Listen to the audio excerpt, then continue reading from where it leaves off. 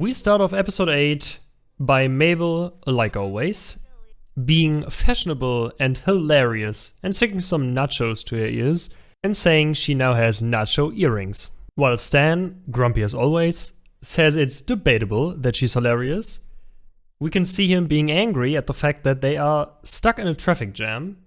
And until this point we didn't get to see the traffic jam, but now we zoom out and see, after Stan's outcry of horror, that they are stuck in a traffic jam consisting of covered wagons pulled by horses. And on one of the wagons, we get to see the father of the two kids that were fishing with their grandpa for the first time. And even though the traffic jam mostly consists of wagons, there's actually one lonely car in the bottom right corner of the screen, a green pickup truck, which seems a bit out of place here though. And after Stan tries to get away in the car, he gets surrounded by wagons, and Mabel looks out the window, sees a cow with very big sparkly eyes, and says that he has a good feeling about that day. So through the intro we already got the idea that there's some festivities going on, and the occasion is actually called the Pioneer Day, celebrating the day Gravity Falls was founded. And of course, to roll with the theme, most of the shops are now called Ye Ol', input shop name here, like Ye Ol' Pizzeria or Ye Ol' Butcher. And there's actually a little shop in the background that's just called Ye Old. Doesn't have a name. Maybe they forgot to write it on there. Don't know. Just found it interesting. Okay, so now listen to me. It does say candles on the sign, but I'm pretty sure that's just what they want you to think, because those are the forbidden hot dogs. Trust me. So throughout this overview of the few shops that are standing around, there's a woman standing in the background at one of the shops, and she's actually also standing in the shop on the right side, the Ye Ol'. You can see her through the window in the wider shot, and she was actually one of the women that were almost ran over by Stan when he tried to make his escape in the car. So either she's a witch, we already touched on some witchcraft stuff in Gravity Falls, I'm pretty sure there are witches going around, or she's just faster than Sonic and does all that stuff in the blink of an eye, or the third possibility would be maybe they are identical triplets. Who knows? Then we also get to witness a ceremony of some dude marrying a woodpecker, and right behind him there's a woman sitting next to, again, some random goat. Maybe they are up next for the marrying ceremony? I don't know. All a bit weird, but hey, whatever floats your boat, I guess. Oh, and about the marrying a woodpecker part, Dipper actually mentions that marrying a woodpecker is legal in Gravity Falls, and he shows a section in the book, which I'm gonna put some B-roll up on the screen right now of the paragraph in the physical copy of the book as well. And when Dipper is finished reading that paragraph, the twins move to a podium where the Northwests are leading a ceremony to basically start off the Pioneers' Day. While the lanky police officer is getting hyped about his bell, the purse of an old lady gets stolen. And no, sadly, this robbery doesn't lead to anything. It's not important. It's just to set up the joke for the police officer not giving a damn, because he's too preoccupied with his bell jingling.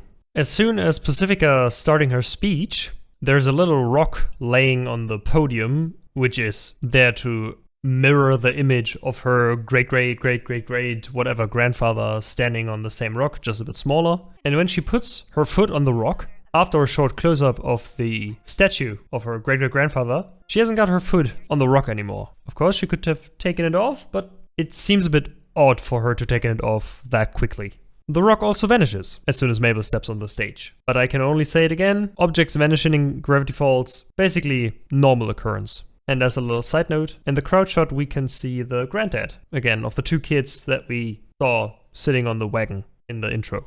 Something that I noticed about Pacifica's appearance, which struck me as a little odd, was the fact that she's wearing, at least that's what they look like, earrings that are shaped like pine cones. The odd thing about that is that she dunks on the Pines family a lot. So her wearing earrings shaped like pines just seems a little out of place.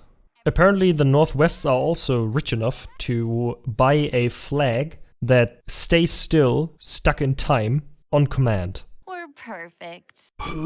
Now the Northwests themselves are also stuck in time. That's at least what it looks like. Now we're switching scenery to Stan having been stuck in stocks because he was mocking the policeman. And little Gideon actually comes by Stan here and is humming his own theme song. A little nod to the first episode where he actually gets introduced. Hold on. They are sitting in front of the statue of Nathaniel Northwest, but it actually doesn't look like the same one that was standing behind the podium. Either there are two statues of Nathaniel Northwest, or at least two in Gravity Falls, or the statues suddenly got larger and moved locations. This episode marks the first time where Mabel actually really questions her behavior, or in this case, more of her appearance. She thought that she was being charming, but now she thinks that people actually see her as silly, or in her words, a joke. And in my opinion, it makes sense to give her an episode where she first starts to really question herself in general, because we got that a lot with Dipper, but not really in this kind of deep way with Mabel, and now is actually the first time where she gets some kind of character development or growth in general. When Dipper looks into the journal and reads out the paragraph of Nathaniel Northwest being a fraud, of course I had to look it up in the physical copy of the journal as well. And the paragraph itself is the same that Dipper reads out in the episode, but we get a little comment from Mabel on the bottom of the page saying, hey, it wasn't so hard to crack. All you need to do is make it into a hat. I mean, this is like basic code cracking 101. Then we get a little picture of Mabel as well with the hat on. Time to up your game, author. Love Mabel. So at this point, they haven't met the author yet, but she already decided to scribble some stuff into the journal herself. And of course, to seem more serious, Mabel wants to follow this conspiracy theory, and Dipper tells her that, yes, of course, conspiracies are definitely serious. And she ominously drops some butterscotch by the foot of the statue, which definitely couldn't be anything that'll come back to haunt them later on in the episode. I definitely think that it's a bit odd for Blubs to follow the twins, even though there's no real reason for him to do so. I mean, yeah, it's there to establish the fact that the policemen are following the twins, but it seems a bit too forced, in my opinion. When Sheriff Blubs gets on the radio, we also get the first hints that the government is actually involved in some of the things happening in Gravity Falls, or at least they know of some of the things, because apparently they want to cover this whole thing up about Nathaniel Northwest. So this is the first episode where we actually get introduced into that whole shebang with the government. And a little animation error before the scene switch. The statue of Nathaniel Northwest, this one, is actually mirrored compared to the other one that was standing behind the podium. Okay, so the twins moved to the library, and inside the library, some idiot decided to put a fireplace there in a library with books made out of paper and the whole building being built out of wood. Doesn't really seem like the smartest idea. It really seems like that building could just go up in flames any second. And talking about flames, Dipper suggests to light the parchment on fire because the triangle on it coincides with the alchemy symbol for fire. And I think that's a bit out of character for Dipper, because this is not silly or naive. That would be something different. Dipper definitely is silly or naive sometimes, but this is just plain stupid that he wants to burn the parchment instead of like warming it up with a flame or something, revealing some hidden ink. That I would understand, but just straight up burning it seems really far-fetched for something Dipper would do. At least, that's how I see it. Wow.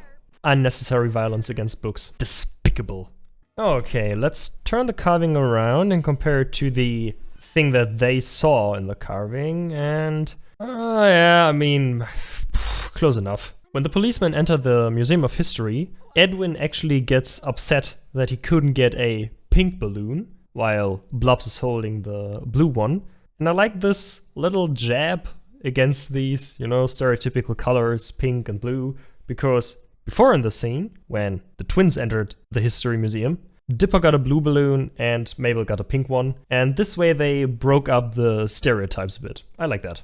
Now we switch to Stan again, still on the stocks of course, when Pacifica comes by and wants him to say that the Northwests are the best family in town. And after asking her if she wants that in writing, he writes down, "You stink." Nice one. And you can actually see her looking away from the notepad, so she only realizes that he wrote that when she looks at the notepad again. I like that little attention to detail. Ah yes, another absolutely great freeze frame.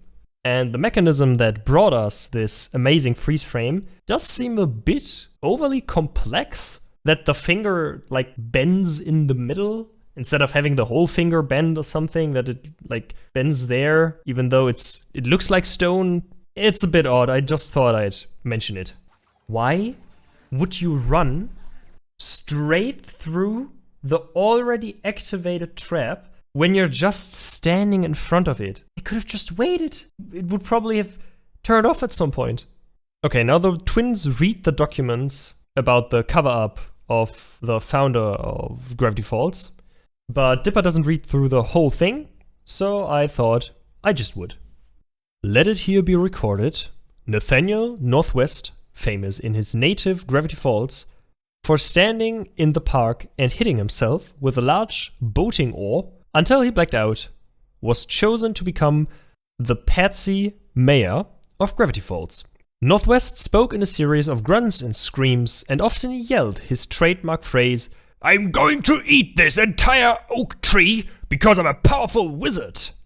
The fabled founder of Gravity Falls was, in fact, a fraud. His last moments on Earth were spent choking on a giant piece of bark, attempting to live out his beautiful dream. He was hated by everyone that knew him. He will not be missed. Other hidden historical truths include: Thomas Jefferson was actually just two kids in an overcoat standing on each other's shoulders. The current and forever president of the United States is actually Santa Claus. Under the reign of Mr. Claus, America is not a democracy, but a jollyocracy.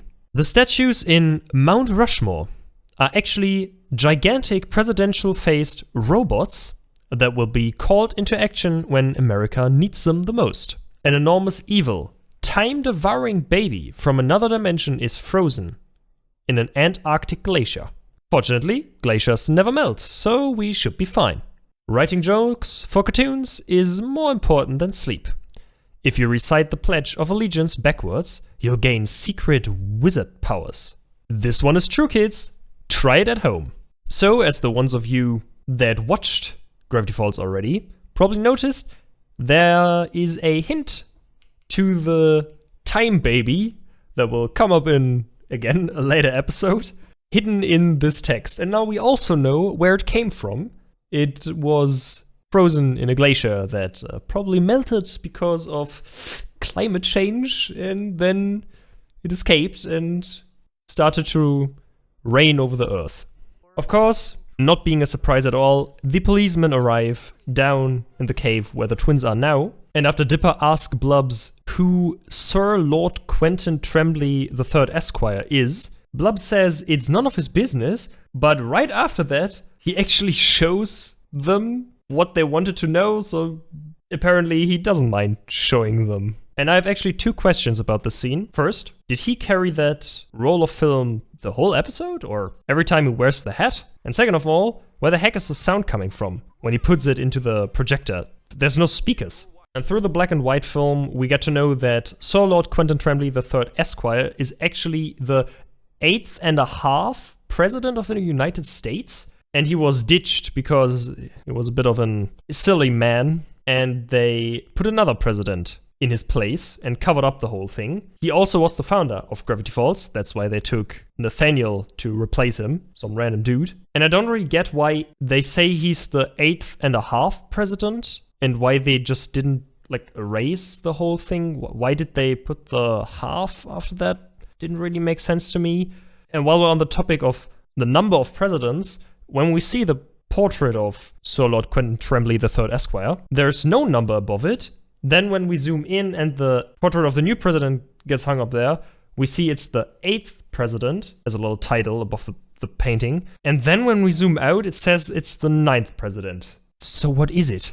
And after telling all this to the twins, they put them on a train to Washington. That way they wouldn't be able to tell the townsfolk about their findings. And I put them in a box with the peanut brittle encased Sir Lord Quentin Tremblay III Esquire. Mabel being Mabel, of course, she decides to just eat a century-old piece of peanut brittle. Doesn't seem that healthy, but it's Mabel, so she'll probably be able to just stomach it. The fact that the woodpecker just flew into the cart is probably one of the most amazing things that happened in this episode, because there's no open window. So apparently the woodpecker can phase through solid metal. Oh, and Sir Lord Quentin Tremblay III Esquire actually mentions his third wife being a woodpecker as well. What the heck is up with these people? I noticed that animation error. The text on the little hatch changed orientations.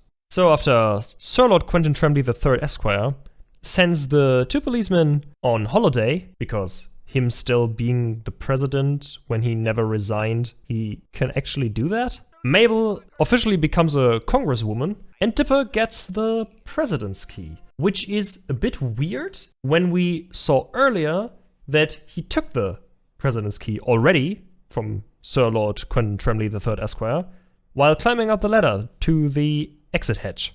Apparently, I also have to eat my words, because when the 3 get back to Gravity Falls, we get a scene of Pacifica standing there with her 2 friends for a few seconds at least. And in the last episode, I said that they wouldn't be around anymore. And yeah, okay, I was wrong. They are around for a few seconds. My mistake. And to satisfy the viewer's thirst for revenge, we see Pacifica get humbled by Dipper when he hands her the undisputable truth about her family just being a bunch of frauds. Oh my god. The meme! Yes! And with this heroic jump of Mabel into what sounds like a few dustbins, we end this episode. So, I hope you enjoyed, even though it came out a little bit later than actually intended. And I hope to see you in the next episode, which will hopefully be on schedule again. Until then, have a great day, and see ya!